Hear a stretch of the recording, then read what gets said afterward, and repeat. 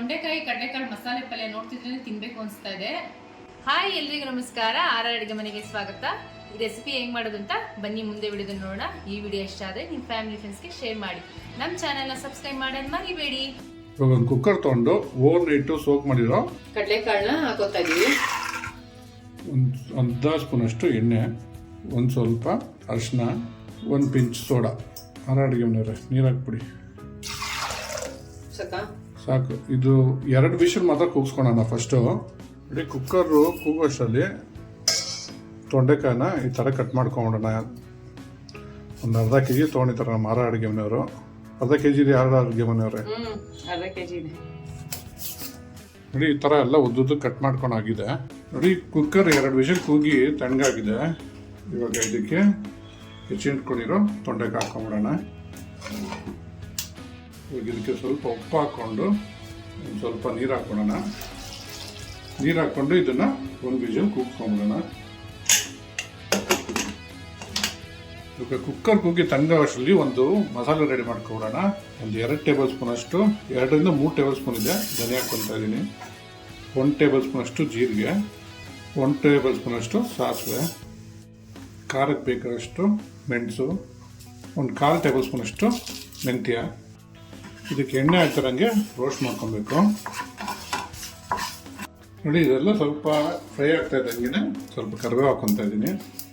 ಒಂದು ಚಿಕ್ಕ ಇಡೀ ಬೆಳ್ಳುಳ್ಳಿ, ಒಂದು ಚಿಕ್ಕ ಗೋಧಿ ಗಾತ್ರದಷ್ಟು ಹುಣಸೆಹಣ್ಣು, ಇದನ್ನೆಲ್ಲ ಒಂಚೂರು ಫ್ರೈ ಮಾಡ್ಕೊಬಿಡೋಣ. ನೋಡಿ ಇವೆಲ್ಲ ಚೆನ್ನಾಗಿ ಫ್ರೈ ಆಗಿದೆ. ಇವಾಗ ಸ್ಟವ್ ಆಫ್ ಮಾಡ್ಕೊಬಿಡೋಣ. ನೋಡಿ ಹುರಿದಿಟ್ಕೊಂಡಿರೋದೆಲ್ಲ ತಣ್ಣಗಾಗಿದೆ. ಆರ್ ಅಡುಗೆ ಮನೆಯವ್ರೆ ಒಂದು ಮಿಕ್ಸಿ ಜಾರ್ಗೆ ಹಾಕ್ಬಿಡಿ ಎಲ್ಲ.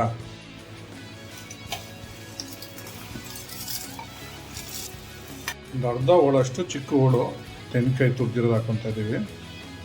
ಇವಾಗ ಇದಕ್ಕೆ 1 ಟೇಬಲ್ ಸ್ಪೂನ್ ಅಷ್ಟು ಕಾಶ್ಮೀರಿ ಚಿಲ್ಲಿ ಪೌಡರ್ ಹಾಕೋಣ. ಆರ್ ಅಡುಗೆ ಮನೆಯವ್ರೆ ನೀರು ಹಾಕ್ದಿರಂಗೆ ತರ್ತರಿಯಾಗಿ ಪುಡಿ ಮಾಡ್ಕೊಬರ್ಬೇಕು ಇದನ್ನು ನೋಡಿ. ಇದು ನೀರು ಹಾಕ್ದಿರ ಈ ಥರ ತರ್ತರಾಗಿ ಪೌಡ್ರ್ ಮಾಡ್ಕೋಬೇಕು. ಈ ಕುಕ್ಕರ್ ಕೂಗಿ ತಣ್ಣಗಾಗಿದೆ. ಇವಾಗ ಇದನ್ನು ನೀರೆಲ್ಲ ಸೋಡ್ಸ್ಕೊಬಿಡೋಣ ಪಾತ್ರೆಗೆ ಹಾಕ್ಬಿಟ್ಟು.